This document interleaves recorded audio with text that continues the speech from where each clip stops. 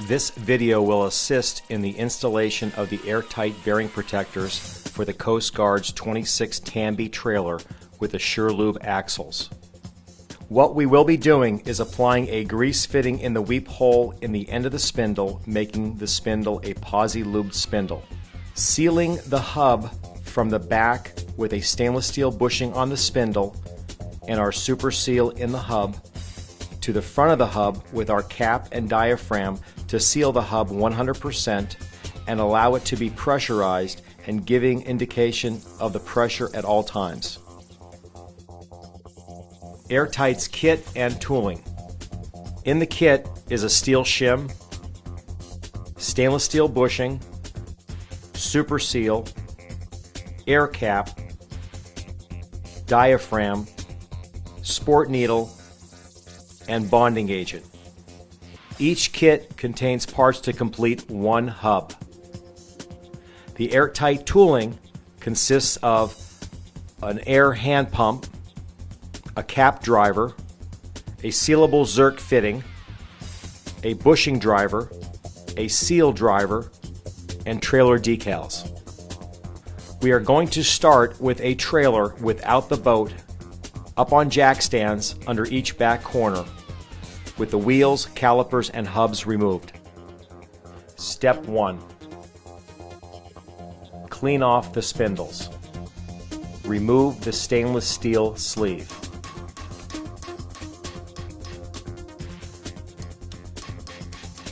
Open up the front of the stainless steel sleeve with a sharp chisel and split the sleeve in half with a screwdriver.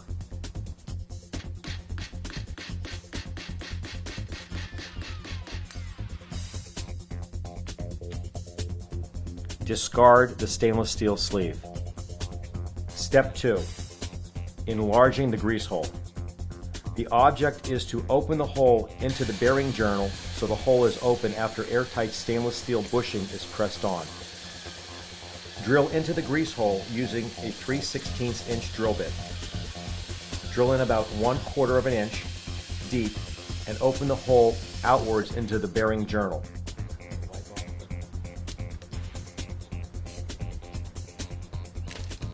Remove any burrs caused by the drilling using a hand file.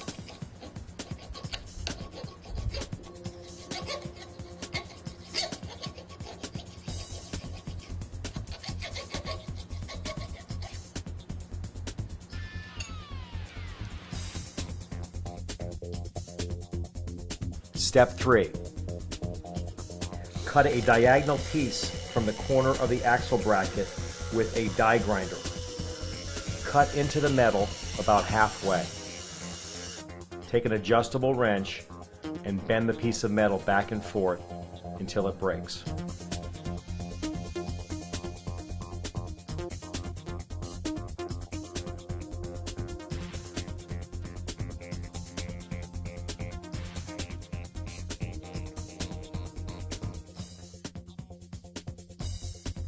Deburr any sharp edges of the existing metal.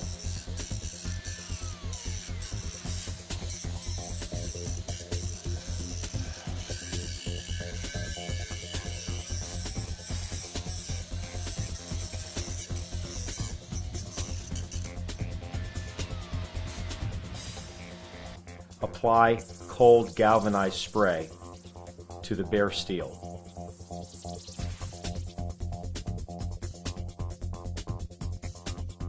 Step 4. Use the drill bit R to drill into the weep hole in the back of the spindle. Drill straight into the axle about an inch, inch and a quarter.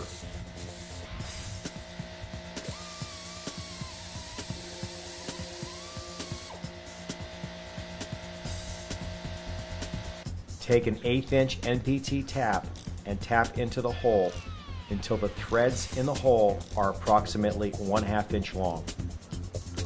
When tapping, run the tap forward a few turns, back it off a few turns to eject the metal, and continue doing that. Let the grease in the hole be your lubricant. Take an air chuck and blow air through the hole in the front of the spindle until the old grease and metal shavings are expelled out of the back of the hole. Wipe the back of the torsion arm and metal clean. Apply Teflon tape to the Zerk fitting and insert the Zerk fitting into the back of the spindle, face down 45 degrees.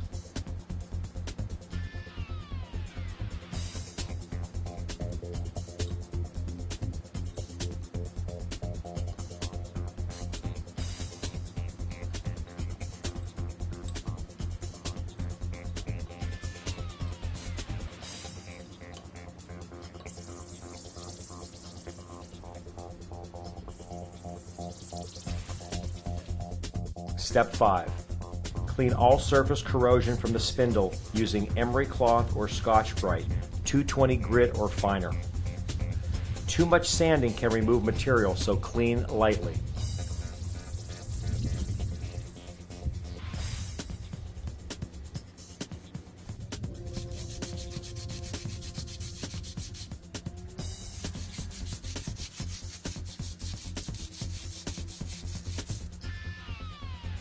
Clean the spindle with your cleaning compound solvent. There is no such thing as being too clean. Locate the grease hole on the spindle. Draw a straight line through the grease hole down the length of the spindle with a permanent marker to mark the location of the grease hole. Step 6. Mix the bonding agent. Remove the cap. Cut the tip of the bonding agent with a razor knife. Screw the cap back on.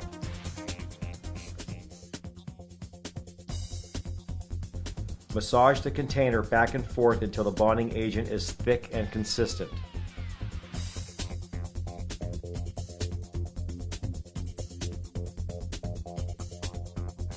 Step 7. Clean the inner surfaces of the shim with the cleaning compound solvent. Apply bonding agent around the spindle where the shim will sit.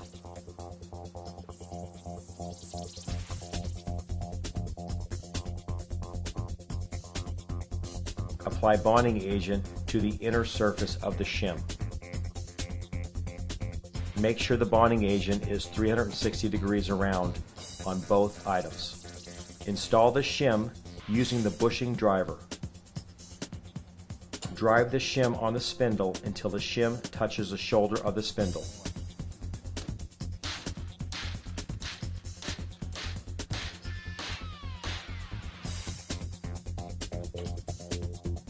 The shim will block the grease hole on the spindle. Follow the permanent marker line on the spindle to the edge of the shoulder on the shim. Use the piercing tool to pierce the hole in the shim. The drive pin punch will follow the hole and opens the grease hole the diameter of the pin punch. Clean the outer dimensions of the shim.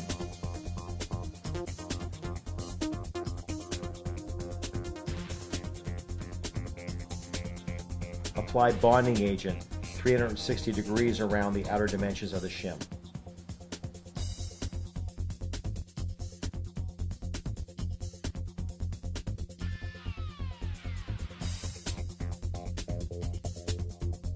Clean the inner dimensions of the bushing. Apply bonding agent 360 degrees around the inner dimensions of the bushing.